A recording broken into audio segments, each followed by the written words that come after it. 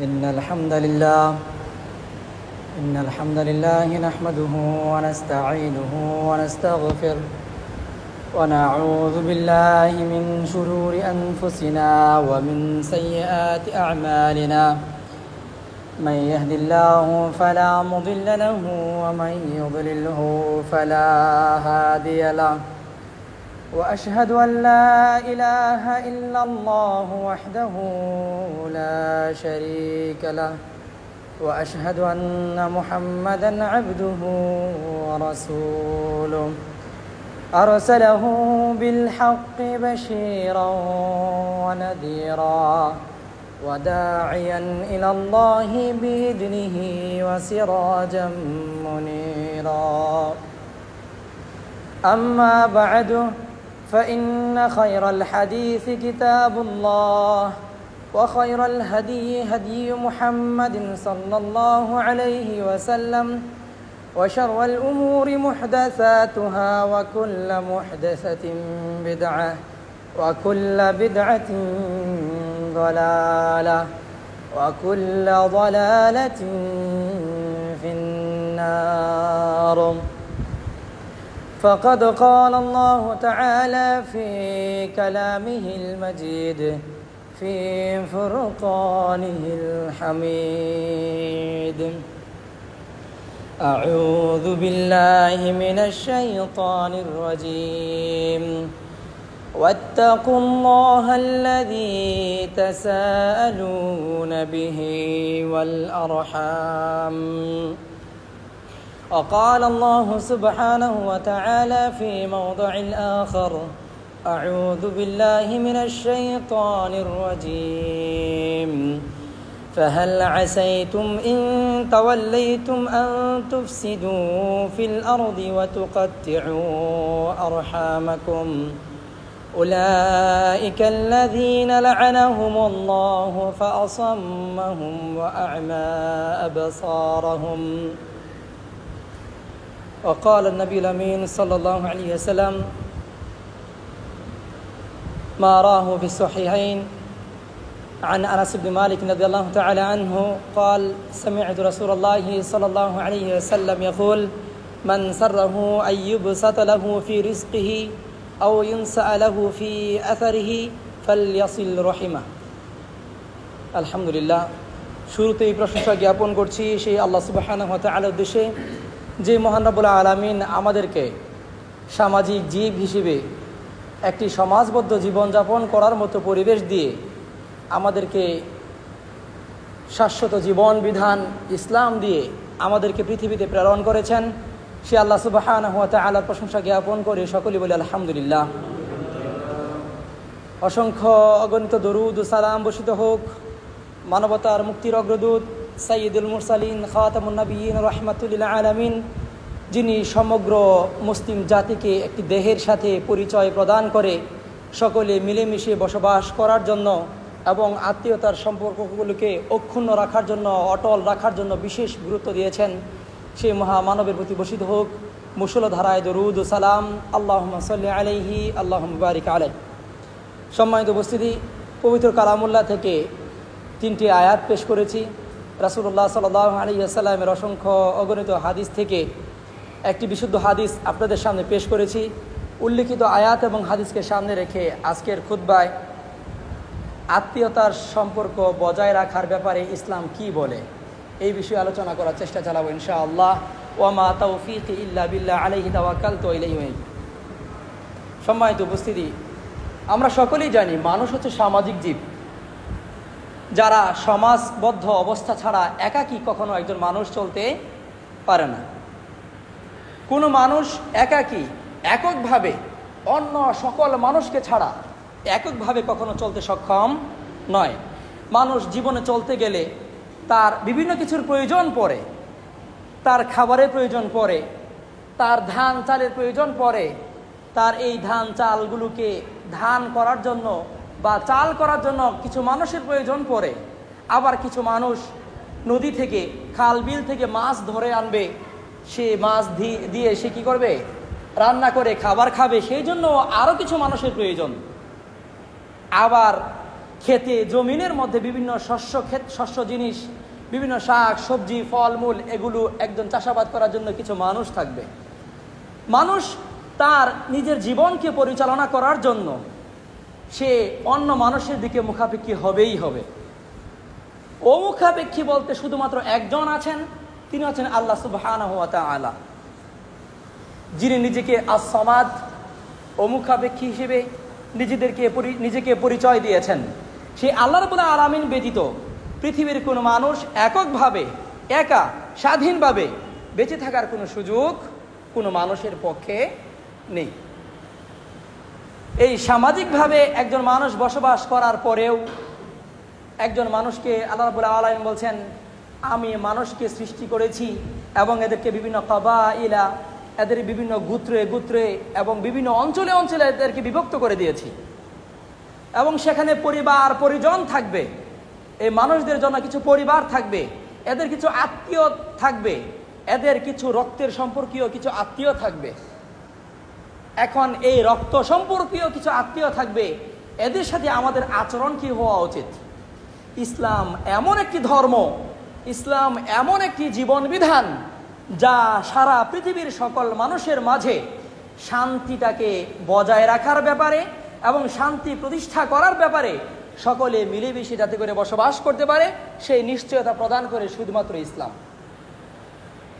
ইসলাম ছাড়া অন্য যত জীবন বিধান আছে, এদের চিন্তা চেতনা, এদের আইডিওলজি যা কিছু আছে, ধ্যান ধারণা যা কিছু আছে, সব কিছু হচ্ছে ব্যক্তিকেন্দ্রিক, আত্মকেন্দ্রিক। শুধুমাত্র ব্যক্তি বেঁচে থাকবে, ব্যক্তি খাবে, ব্যক্তি ফসল ফলাবে, ব্যক্তি টাকা উৎপাদন করবে, ব্যক্তি টাকা ইনকাম করবে, সেগুলো শুধুমাত্র সে নিজের জন্য ব্যয় করবে। আশেপাশে কোনো মানুষ মারা যাক এই বিষয়ে ভ্রুক্ষেপ করার কোনো প্রয়োজন তাদের জীবন বিধানে নেই। কিন্তু ইসলাম হিসেবে, জীবন বিধান হিসেবে, শান্তির ধর্ম হিসেবে, পরিপূর্ণ জীবন বিধান হিসেবে ইসলাম আমাদেরকে এমন সুন্দর একটি জীবন, এমন সুন্দর একটি সমাজকে প্রতিষ্ঠা করার ব্যাপারে আমাদেরকে আদেশ করেছে, নিশ্চয়তা প্রদান করেছে যে ইসলামকে পরিপূর্ণভাবে মেনে চললে আমাদের পরিবারে, আমাদের সমাজে, আমাদের দেশে, আমাদের বিশ্বে সর্বত্রই শুধুমাত্র শান্তির সুবাতাস বয়ে যাবে। এই পরিবার পরিজন, আত্মীয় স্বজন এবং যারা নিকট আত্মীয় আছে, এদের সাথে কীরকম আচরণ করতে হবে এই বিষয়ে আল্লাহ রাব্বুল আলামিন আমাদেরকে হুঁশিয়ারি প্রদান করে তিনি বলছেন, ওয়াত্তাকুল্লাহাল্লাযী তাসাআলুনা বিহি ওয়াল আরহাম, তোমরা সেই আল্লাহকে ভয় করো যে আল্লাহর ব্যাপারে তোমাদেরকে জিজ্ঞাসা করা হবে। যে আল্লাহর ব্যাপারে আল্লাহ যে হকগুলো দিয়েছেন, আল্লাহ রাব্বুল আলামিন যে বিধি বিধানগুলোকে আমাদের জন্য ফরজ করেছেন, যে বিষয়গুলো আমাদের জন্য আবশ্যক করে দিয়েছেন, সেই বিধানগুলো সঠিকভাবে আদায় করছি কিনা এই বিষয়ে তোমরা আল্লাহকে ভয় করো। আল্লাহ সালাত আদায় করার ব্যাপারে বলছেন, আমরা ঠিকমতো সালাত আদায় করছি কিনা। আল্লাহ রাব্বুল আলামিন ঠিকমতো রোজা রাখতে বলেছেন, সে রোজা ঠিকমতো রাখছে কিনা। আত্মীয়তার সাথে সঠিকভাবে ব্যবহার করতে বলছেন, সে আত্মীয়তার সাথে সুসম্পর্ক বজায় রাখছে কিনা। আমাদেরকে আল্লাহ রাব্বুল আলামিন সুদকে হারাম করে দিয়েছেন, সে সুদকে আমরা বর্জন করছি কিনা। পিতামাতার সাথে সুন্দর ব্যবহার করতে বলেছেন, সেই পিতামাতার সাথে সুন্দর ব্যবহার করছি কিনা। মানুষের সাথে ভালো আচরণ করতে বলেছেন, মানুষের সাথে ভালো আচরণ করছি কিনা। গীবতকে হারাম করে দিয়েছেন, একজনের দোষ অন্যজনের কাছে বলে বেড়ানোকে হারাম করেছেন, সেগুলোকে আমরা বর্জন করে চলছি কিনা এই বিষয়ে তোমরা আল্লাহকে ভয় করো। বিহি আল্লাযী তাসাআলুনা বিহি, যে আল্লাহর ব্যাপারে তোমাদেরকে জিজ্ঞাসা করা হবে সেই আল্লাহকে তোমরা ভয় করো। এবং সাথে সাথে আল্লাহ রাব্বুল আলামিন আরেকটা জিনিসকে ভয় করতে বলেছেন, আরেকটা জিনিস থেকে নিজেদেরকে হুঁশিয়ার থাকতে বলেছেন, সেটা হচ্ছে ওয়াল আরহাম, এবং আত্মীয়তার সম্পর্কর জন্য তোমরা কি করো? ভয় করো। আত্মীয়তার সাথে সঠিকভাবে ব্যবহার, সঠিক আচরণ করতে বলেছেন আল্লাহ রাব্বুল আলামিন। ভালো আচরণ করতে বলেছেন, প্রতিবেশীর সাথে ভালো আচরণ করতে বলেছেন, নিকট আত্মীয়ের সাথে ভালো আচরণ করতে বলেছেন।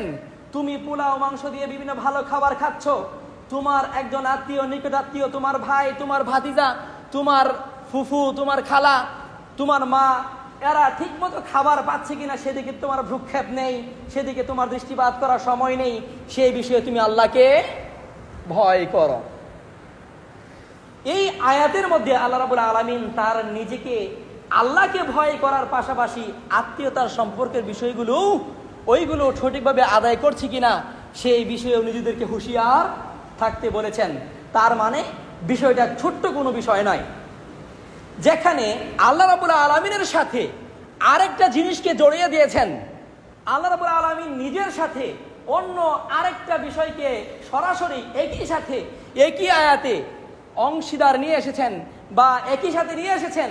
তার মানে বিষয়টা ছোটখাটো কোনো বিষয় নয় বা সাধারণ গুরুত্বহীন কোনো বিষয় নয়।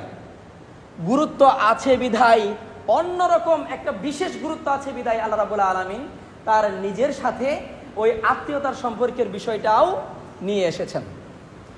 আল্লাহ রাসূল সাল্লাল্লাহু আলাইহি ওয়াসাল্লাম আনাস বিন মালিক রাদিয়াল্লাহু তাআলা আনহু মিনাল মুকসিরিন, যিনি অধিক হাদিস বর্ণনা করেছেন, 1000-এর বেশি হাদিস বর্ণনা করেছেন, সেই সাহাবীদের একজন আনাস বিন মালিক রাদিয়াল্লাহু তাআলা আনহু, তিনি আল্লাহ রাসূল সাল্লাল্লাহু আলাইহি সাল্লামের পক্ষ থেকে হাদিস বর্ণনা করছেন।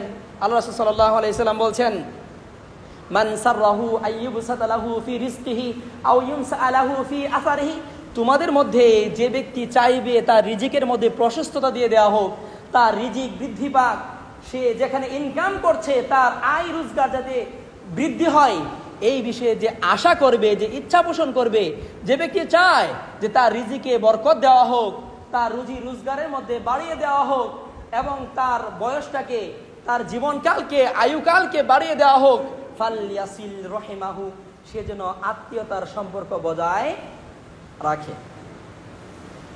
অর্থাৎ আত্মীয়তার সম্পর্ক বজায় রাখলে আমাদের দুনিয়ার জীবনে দুইটা লাভ।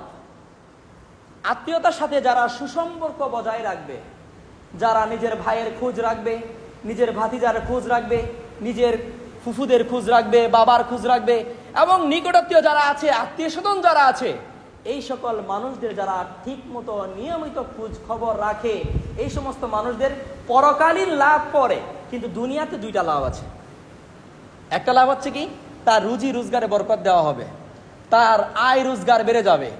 2 নম্বর বিষয় কি, 2 নম্বর উপকার কি, তার হায়াতকে বৃদ্ধি করে দেওয়া হবে। ধরেন তার জীবন দেওয়া আছে কতটুকু, 60 বছর হয়তো বা তাকদীরে লেখা ছিল, কিন্তু আত্মীয়তার সাথে সঠিক ব্যবহার করার কারণে, সুন্দর আচরণ করার কারণে হয়তো বা রাব্বুল আলামিন তার আরো 10 বছর 5 বছর রিজিক এভাবে বৃদ্ধি বা আয়ুকাল এভাবে বৃদ্ধি করে দিতে পারেন। তাহলে আমাদের কেউ যদি চায়, কে না চায়, যুগ যুগ বেঁচে থাকুক, তো সবাই চায়। এই জন্যই তো আমরা কি করি, ওষুধ খাই। অসুস্থ হলে আমরা কি খাই, ওষুধ খাই। কেন? যাতে করে আর কিছুদিন বেঁচে থাকতে পারি। এটাই তো। একজন মানুষ অসুস্থ হলে আমরা ডাক্তারের কাছে কেন যাই, হাসপাতালের আইসিইউতে আমরা কেন ভর্তি হই, যাতে করে আর কিছুদিন বেঁচে থাকতে পারি।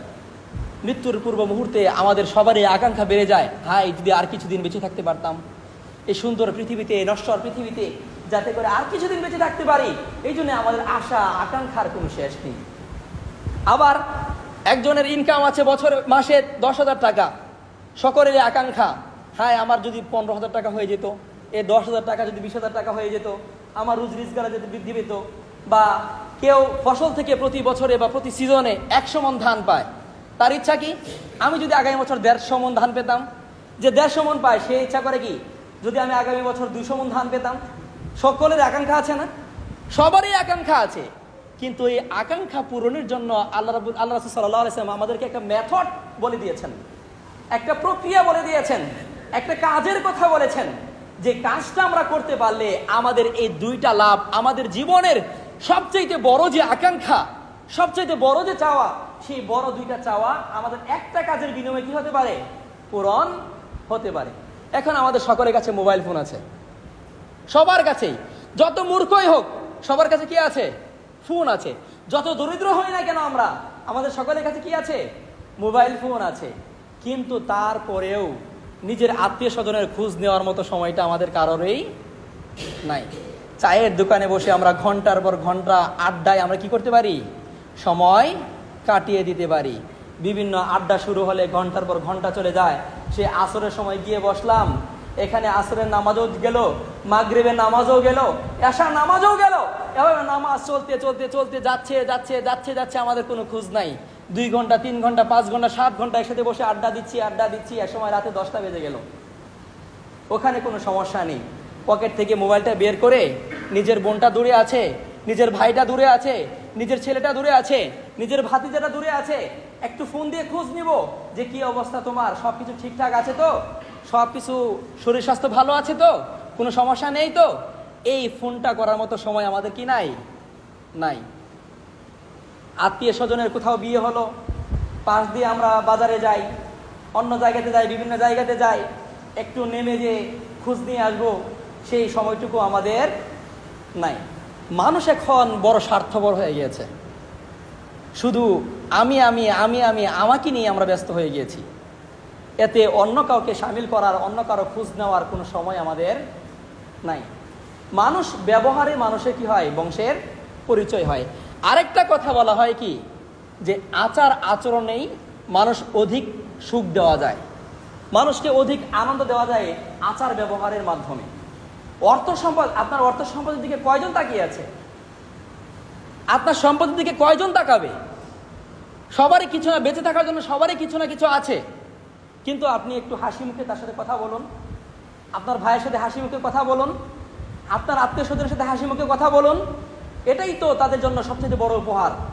অর্থ সম্পদ নিয়ে যাবেন, মাছ মাংস নিয়ে যাবেন, টাকা দিবেন, এগুলোর চাইতে তাদের ঠিক মতো তাদের খোঁজ খবর নেওয়া, এটা হচ্ছে তাদের জন্য সবচেয়ে বড় আনন্দকর বিষয়। মনে করুন একজনের বোনের বিয়ে হয়েছে, বোনের বিয়ে দেওয়া হয়েছে, 1 বছর 2 বছর 3 বছর 10 বছর হয়ে গিয়েছে, বোনের কোনো খোঁজ নাই।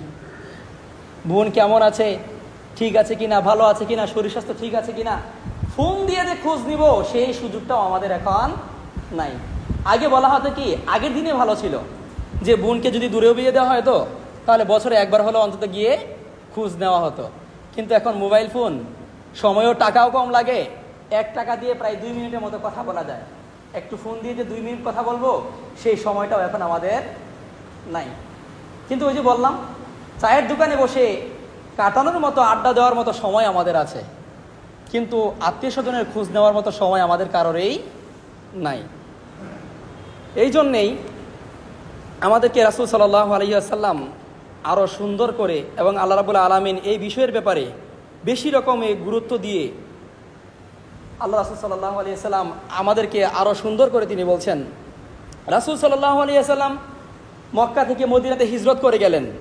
হিজরত করে যাওয়ার পরে তিনি সেখানে গিয়ে সর্বপ্রথম যে বিষয়ে মানুষদের কাছে আহ্বান করেছিলেন, দাওয়াতি কাজ করেছিলেন, যে বিষয়ের ব্যাপারে মানুষদেরকে আদেশ করেছিলেন, সেটা হচ্ছে ইয়া আইয়ুহান নাস, হে মানুষ সকল শোনো, আফশুস সালাম, তোমরা নিজেদের মধ্যে সালামের ব্যাপক প্রচার এবং প্রসার ঘটাও। তোমরা যার সাথে দেখা হবে, যেখানেই দেখা হবে, সেখানে কি করো? সালাম দাও।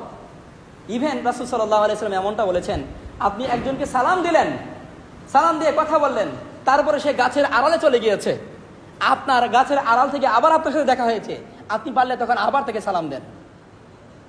আল্লাহ রাসূল সাল্লাল্লাহু আলাইহি ওয়াসাল্লাম বলেছেন, আফশুস সালাম, তোমরা নিজেদের মধ্যে সালামের ব্যাপক প্রচার এবং প্রসার ঘটাও।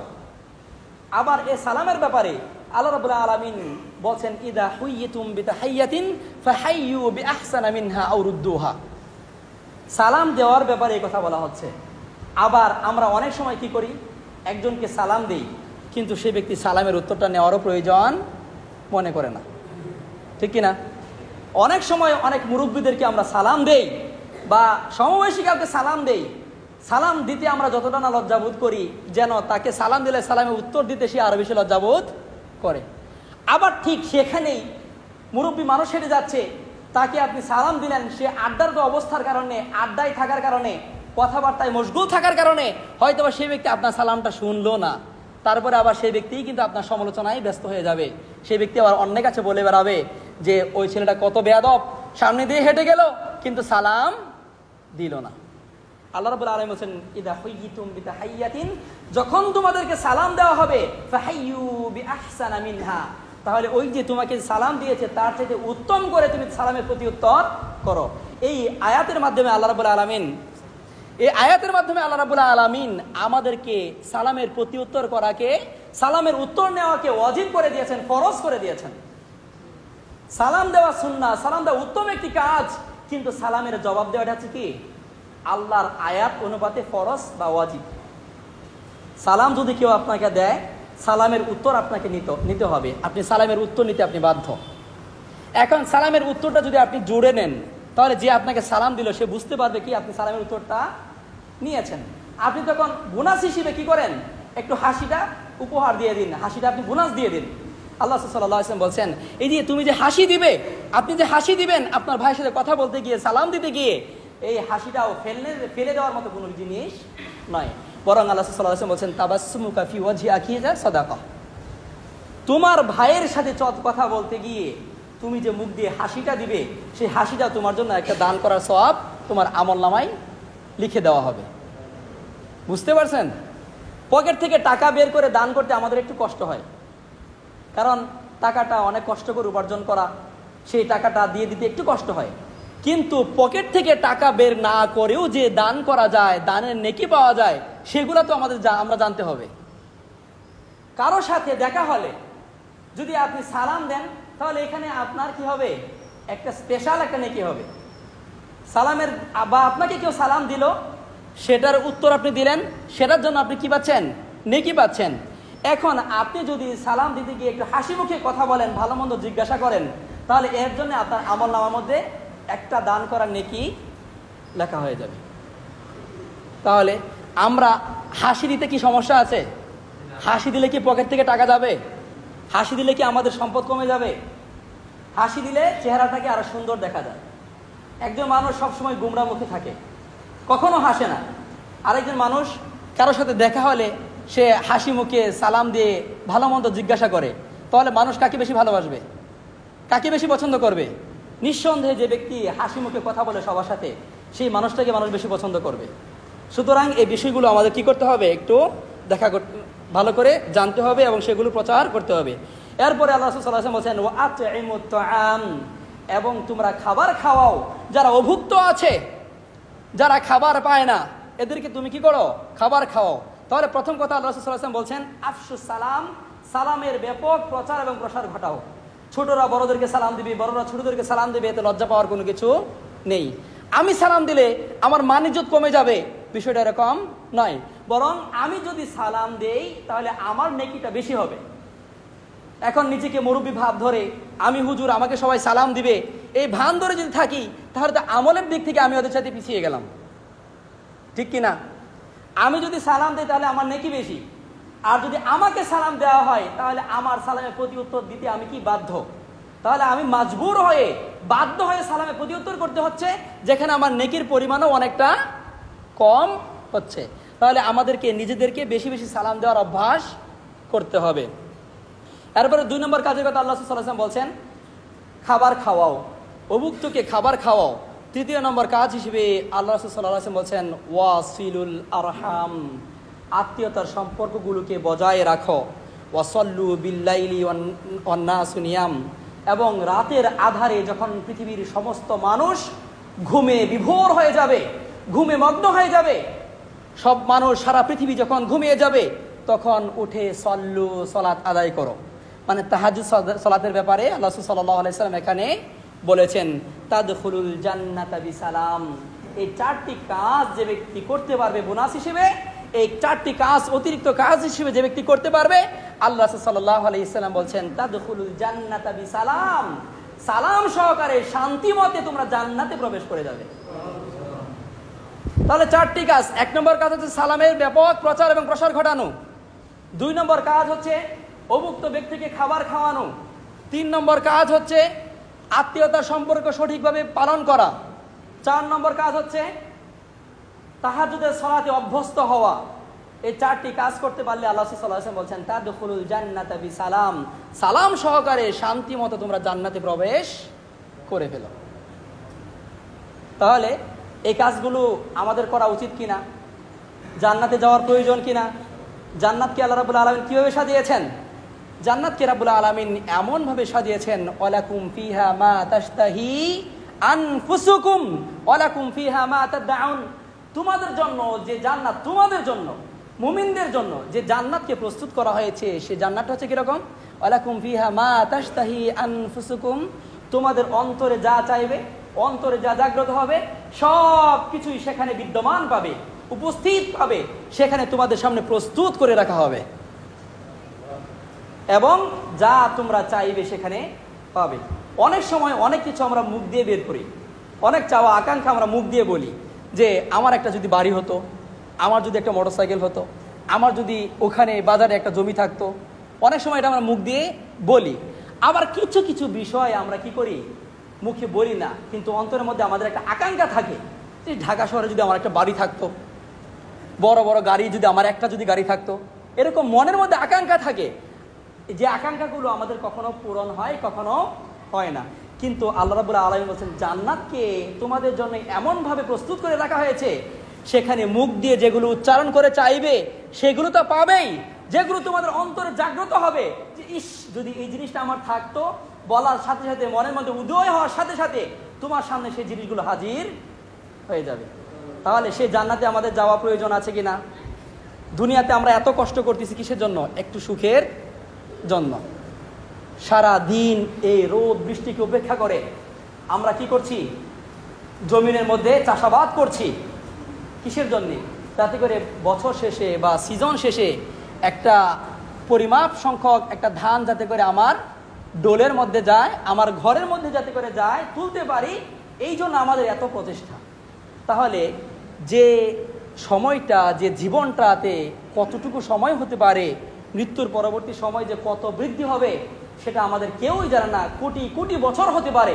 সেই কোটি কোটি বছরের জন্য আমাদের কিছু প্রচেষ্টা করা দরকার আছে কিনা? অবশ্যই আমাদের দরকার আছে। সেই দরকার অনুপাতে আমাদের কিছু কাজ করতে হবে।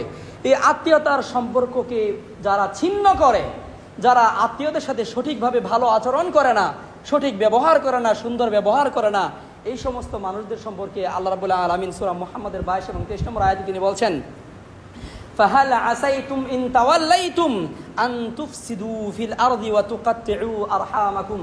হয়তো বা এমন হতে পারে তোমাদের কাউকে দায়িত্ব দিয়ে দেওয়া হয়েছে, পৃথিবীর কোনো কাজে চেয়ারম্যানের দায়িত্ব, মেম্বারের দায়িত্ব, এমপির দায়িত্ব বা মন্ত্রীর দায়িত্ব তোমাদেরকে দেওয়া হয়েছে।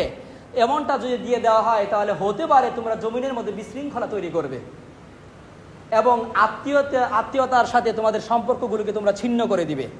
আল্লাহ রাব্বুল আলামিন বলছেন যারা জমিনে বিশৃঙ্খলা তৈরি করবে, যারা আত্মীয়দের সাথে সম্পর্কগুলোকে ছিন্ন করবে, এই সমস্ত মানুষদের ব্যাপারে আল্লাহ রাব্বুল আলামিন বলছেন উলাইকাল্লাযীনা লাআনাহুমুল্লাহ। এদের কয়েকটা শাস্তির ব্যাপারে আল্লাহ রাব্বুল আলামিন বলছেন। এক নম্বর শাস্তি লাআনাহুমুল্লাহ, আল্লাহ রাব্বুল আলামিন এই সমস্ত মানুষদের কি করবেন? অভিশাপ দিবেন, লাআনত দিবেন।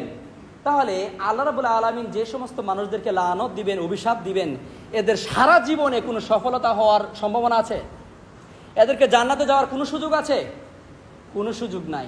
যারা আত্মীয়তার সাথে ভালো সম্পর্ক করে না, জমির জন্য, সামান্য এক টুকরা জমির জন্য যারা ভাইয়ের গায়ে ভাই হাত তুলে, ভাতিজারা ভাইয়ের উপরে হাত তুলে, এই সমস্ত মানুষদের জান্নাতে যাওয়ার কোনো সুযোগ আছে? গতকালকে আমি দুর্গাপুর থেকে আসার সময় নাজিরপুর বাজারে দাঁড়িয়েছি একটা কাজে, রাতের বেলা। ভাতিজা দুটা চাচার সাথে কোনো একটা বিষয় জমি জমা নিয়ে তর্কাতর্কি হচ্ছে। পাশেই একটা গ্যারেজ ছিল, সেখান থেকে এত মোটা একটা রড নিয়ে চাচাকে আঘাত করেছে। এখান থেকে আমাদের চোখের সামনে মাথা ফেটে গেছে, পা ভেঙে গেছে। কিসের জন্য? জমির জন্য, জমি নিয়ে বিবাদ। তাহলে আপনার আমার জন্য কতটুকু জমি দরকার? কতটুকু জমি দরকার আমাদের? 3.5 হাত। কতটুকু দরকার? 3.5 হাত। যদি আমি ধরুন একেবারেই নিঃস্ব, আমার কিচ্ছু নাই, আমার বাবা নাই, মা নাই, দাদা নাই, দাদি নাই, কিচ্ছু নাই, আমার এক টুকরা জমি নাই, আমার 1 টাকা নাই, আমি যদি মারা যাই আমাকে কি মানুষের রাস্তার মধ্যে ফেলে রাখবে? আমাকে অবশ্যই এই যে গুরুস্থানগুলো আছে সেখানে আমাকে দাফন ঠিকই করাবে। আর যে ব্যক্তি কোটিপতি আছে সেই ব্যক্তিরও সেখানে কি করতে হবে? ওখানেই শুতে হবে। তাহলে কোটিপতি ব্যক্তিকেও ওই 3.5 হাত জায়গায় দেওয়া হবে। আর আমি যে নিঃস্ব ব্যক্তি, আমার কিছু নাই, সহায় সম্বল, জমি জমা কোনো কিছু নাই, আমার এত বড় ব্যাংক ব্যালেন্সও নাই, আমাকেও তো মানুষ ওই 3.5 হাত জায়গায় দিবে। আমাকে তো ওখানে, আর যে ব্যক্তি আছে কোটিপতি আছে তাকে তো ওখানে এসি লাগিয়ে দিবে না, তার জন্য ওখানে সোফাও দিবে না, তার জন্য আলিশান কোনো বেডের ব্যবস্থাও করে দিবে না। ওই আমাকে যেতটুকু দিবে ওই এমপি মন্ত্রীকেও সেই এতটুকুই দিবে, ওভাবেই ব্যবস্থা করে দিবে। তাহলে কিসের জন্য আমাদের এত মারামারি, এত কাটাকাটি, এত হানাহানি? সামান্য এক টুকরা জমির জন্য। অথচ যদি আমরা নিজেদেরকে জান্নাতের জন্য প্রস্তুত করে নিতে পারি, জান্নাতে যাওয়ার মতো উপযুক্ত হতে পারি, তাহলে সেই জান্নাতে যাওয়ার পরে আমাদের কতটুকু জায়গা হবে সেই সম্পর্কে রাসূল সাল্লাল্লাহু আলাইহি সাল্লাম আমাদেরকে জাস্ট একটা উপমা দিয়েছেন, একটা উদাহরণ দিয়েছেন। সেটা কি? সর্বশেষ ওই যে আমরা একটা হাদিস জানি না, এক ব্যক্তি সব সময় জান্নাতে যেতে চাচ্ছে, তার সারা শরীর পুরে অঙ্গার হয়ে গিয়েছে। সে ব্যক্তি আল্লাহকে বলল, আল্লাহ আমাকে শুধুমাত্র একটু জান্নাতটা দেখার একটু সুযোগ করে দাও, আর কিছু চাই না। আল্লাহ রাব্বুল আলামিন বলছেন যে আমি যদি তোকে জান্নাত দেখার সুযোগ করে দেই তাহলে আবার তুই বেশি কিছু চাইবি না? তো না, কিছু চাইবে না, শুধু জান্নাতটা দেখার সুযোগ দাও। জান্নাতটা দেখার পরে সে ব্যক্তি তখন আরেকটু চাওয়া আর বেড়ে যাবে। কিছুদিন পরে আবার বলবে কি যে আল্লাহ আমাকে বারান্দা পর্যন্ত একটু নিয়ে যাও, আর কিছু চাইবো না, শুধু বারান্দা পর্যন্ত গেলেই হবে, আর কিছু চাই না। আল্লাহ বলবেন কি যে বারান্দা পর্যন্ত যাওয়ার পরে তুই যদি আবার ভিতরে চলে যেতে চাস, না আল্লাহ ভিতর পর্যন্ত যাবো না, শুধু বারান্দা পর্যন্ত যাবো, তাহলেই হবে। বারান্দা পর্যন্ত গেলে এভাবে বারান্দা পর্যন্ত বারান্দায় গিয়ে থাকবে কিছুদিন, আল্লাহ যতদিন চান ততদিন থাকবে সেখানে। তারপরে কিছুদিন পরে আবার সে কি করবে? আল্লাহর কাছে ফরিয়াদ করবে, আল্লাহ বারান্দা পর্যন্ত নিয়েই এসেছো, আমাকে একটু জান্নাতেই ঢুকিয়ে দাও।